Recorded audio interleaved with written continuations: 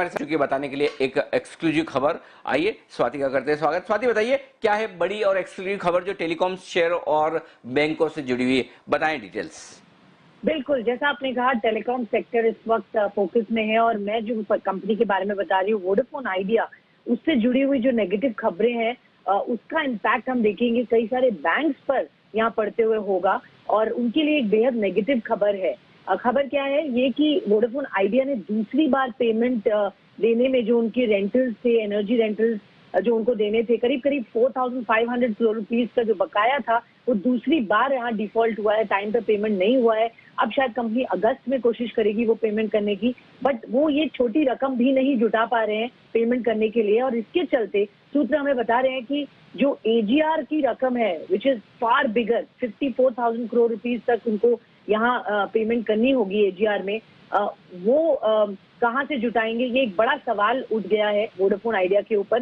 पहले भी ये दिक्कतें थी बट अब चूंकि वो पेमेंट डिफॉल्ट आने लगे हैं और 4,000-5,000 करोड़ रुपए भी कंपनी नहीं दे पा रही है जो उनकी मंथली उनको पेमेंट देने होते हैं उनके जो वेंडर्स को, वहां देरी होने के कारण अब जो है प्रोविजनिंग बढ़ने का यहाँ संकेत मिल रहा है। जो सूत्र हमें बता रहे हैं वो ये कि बैंकों की तरफ से इसकी अब प्रोविजनिंग करनी उनको जरूरी होगी और इसका असर सीधे सीधे बैंक्स पर पड़ेगा। कौन से हैं वो बैंक्स जिन पर असर पड़ेगा वो बहुत जरूरी है नोट करना। तो मैं बता दूं आईडीएफसी फर्स्ट बैंक, इनका एक्सपोजर जबरदस्त है, उनको इम्पैक्ट होगा। इंडसइंड बैंक, ये दो प्राइवेट सेक्टर बैंक्स में है। इसके अलावा पब्लिक सेक्टर बैंक्स में आप जानते हैं SBI, bank of Baroda, in banks पर भी नेगेटिव असर पड़ेगा और ये एक बड़ी तकलीफ वाली बात है वोडाफोन आइडिया के लिए। जो इतना बड़ा सम है वो कैसे जुटाएगी और अब ये छोटे पेमेंट्स भी करने में जो डिफॉल्ट आ रहे हैं ये अच्छे संकेत नहीं दे रहे हैं।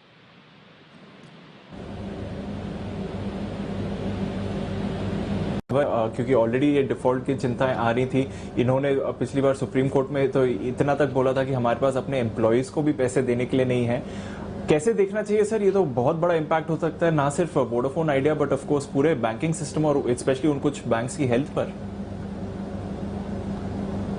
दीप, मामला थोड़ा सीरियस है और ये तीन लिहाज से सीरियस है। पहला ये कि आइडिया ने इंडस टावर को और जो टावर कंपनियां हैं जिनको इन्हें महीने के महीने भुगतान देना होता है रेंटल का, दो तरह के भुगतान जाते हैं। एक तो जो आप उनके टावर इस्तेमाल कर रहे हैं उनका किराया देना होता है और दूसरा वहां पर जो भी आपको एनर्जी इस्तेमाल करते हैं, यानी कि या तो आप डीजल जनरेटर के जरिए टावर चला रहे हैं तो वो डीजल का जो पैसा होता है या फिर कोई इलेक्ट्रिसिटी कनेक्शन है तो उसका जो पैसा होता है, इन दोनों का पेमेंट करना होता है। तो ये दूसरी बार ऐसा हुआ है कि आइडिया ऐसा पेमेंट नहीं कर पाया। जून महीने का लगभग 4,500 करोड़ रुपए का जो इनको भुगतान करना था वो भुगतान कर नहीं पाए। तो ये दूसरी बार हुआ। पहली बार हुआ ठीक है, दूसरी बार हुआ। अब दूसरी बार होने में एक दिक्कत आ रही है, दिक्कत आएगी वो आरबीआई के सामने। अभी तक आरबीआई ने कह रखा है कि जब तक ये सुप्रीम कोर्ट का मामला है ये हो जाए तब तक आप इसको है ना स्टैंडर्ड अकाउंट मान के चलें, फिर देखते हैं क्या कुछ करना है, सुप्रीम कोर्ट का फैसला क्या आता है। लेकिन अगर इस तरह से आप ऑपरेशनल लेवल पर भी अगर भुगतान नहीं कर पाएंगे तो फिर आप कब तक इसे स्टैंडर्ड अकाउंट मानकर चलेंगे, तब फिर आपको प्रोविजनिंग करनी ही पड़ेगी। तो बैंकों के लिए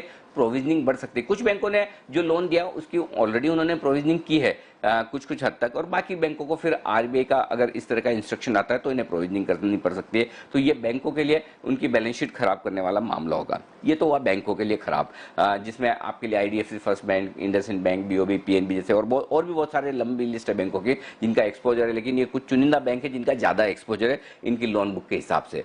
अब दूसरी प्रॉब्लम जो आइडिया के लिए आती है वो ये आती है कि सुप्रीम कोर्ट में जो मामला चल रहा है एजीआर वाला, जिसमें सुप्रीम कोर्ट ने कहा कि भाई आप बताओ आप पेमेंट कब कैसे करोगे, उसके ऊपर ठोस प्लान ला कर दो जिस पर हम भरोसा कर सकें।